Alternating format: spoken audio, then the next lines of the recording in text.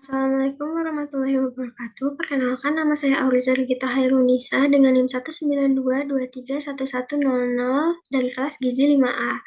Kali ini saya akan mereview jurnal metode penelitian konsumsi pangan dengan metode 24-hour food recall.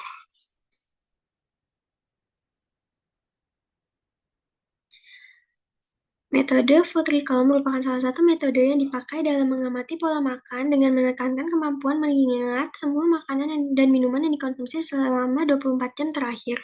Tujuan dari food recall ini untuk menganalisis asupan gizi yang dimakan melalui konsumsi pangan yang dikonsumsi pada 24 jam terakhir. Melalui metode ini, responden akan ditanyai mengenai makanan yang dimakan. Selain itu, porsi yang dimakan juga akan ditanyai. Informasi terkait ukuran porsi ini akan disesuaikan terlebih dahulu menggunakan ukuran rumah tangga atau URT. Informasi data yang diperoleh melalui pertanyaan yang diajukan dalam food recall merupakan data bersifat kuantitatif dengan memanfaatkan alat ukur rumah tangga seperti piring, gelas, sendok, centong, dan alat lainnya yang digunakan dalam kehidupan sehari-hari. Metode food recall ini dapat dilakukan pengulangan atau repetisi sesuai dengan kebutuhan. Dan sampel yang digunakan juga tergantung kembali dengan kebutuhan penelitian. Selanjutnya, metode food recall ini digunakan untuk mengetahui pola makan dalam periode singkat seperti penggambaran pola makan seseorang untuk mengestimasikan asupan gizi seseorang. Karakteristiknya itu bersifat kuantitatif, yaitu untuk memperkirakan porsi ukuran rumah tangga atau URT yang kemudian akan dikonversi ke gram. Terus berbasis wawancara dengan menggunakan pertanyaan yang bersifat sistematis. Kemudian bersifat cepat dan praktis karena hanya membutuhkan sekitar 15-30 menit untuk wawancara. Terus metode food recall ini sasarannya itu untuk remaja dan dewasa karena dapat mengingat makanan apa saja yang dikonsumsi. Untuk lansia dan anak kecil itu memerlukan pendamping karena daya ingatnya yang terbatas. Lalu untuk kelebihan dan kekurangan food recall ini, kelebihannya itu pelaksanaannya dilaksanakan dengan mudah karena tidak memberikan beban pada pihak responden.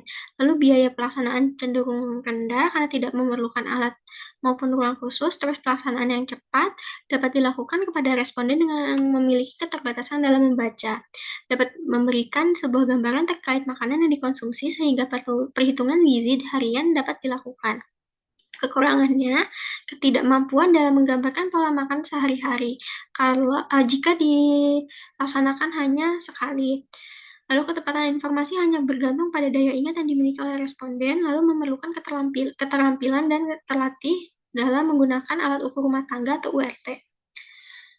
Kemudian cara mengolah, menganalisis dan menjadikan datanya itu, cara mengolahnya itu data akan ditulis dalam URT lalu dikonversi ke gram, lalu nilai gizinya akan dilihat melalui TKPI atau food database negara lain. Menganalisisnya itu menggunakan perhitungan rata-rata konsumsi zat gizi per hari. Menyajikan datanya ini data kecukupan gizi dari responden berdasarkan AKG ini disajikan dengan cara tabel perbandingan asupan gizi dengan AKG, grafik asupan gizi responden, atau laporan berupa paragraf penjelasan kecukupan gizi. Selanjutnya, untuk validitas dan reliabilitasnya itu, untuk food recall ini validitasnya itu valid jika daya ingat responden baik. Untuk kurang valid itu jika responden tidak ingat dan tidak dapat memperkirakan porsi. Terus reliabilitasnya itu rendah jika dilakukan sekali, tinggi jika dilakukan beberapa kali. Untuk food frekuensinya itu sedang jika pola konsumsi jangka panjang. Sedang karena pola konsumsi jangka panjang. Untuk reliabilitasnya itu tinggi karena pertanyaan sudah terstandarisasi. Untuk dietary record itu validitasnya tinggi karena dilakukan pencatatan dan penimbangan. Untuk reliabilitasnya itu tinggi karena hasilnya relatif konsisten jika responden melakukannya dengan baik.